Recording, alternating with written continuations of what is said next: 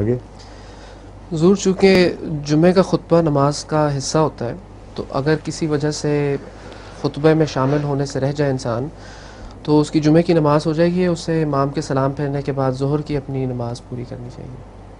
اگر نماز میں شامل ہو جائے جمعے کی، اگر نماز میں شامل ہو جائے لیکن خطبہ رہ وہ جائے؟ جو آپ اس کو کہتے ہیں قیاس مال فارق، ایک بات سنی ہوئی ہے، ایک ذوقی نقطہ یا شرحی نقطہ جو شرح سے تعلق رکھتا ہے، اور اس کو آگے ایکسٹینڈ کر کے اصل کے اوپر اس سے حملہ کر دینا نماز کا حصہ ہے۔ ہرگز یہ مطلب نہیں کہ نماز کا ایک ایسا جز ہے جس کے بغیر نماز ممکن نہیں ہے۔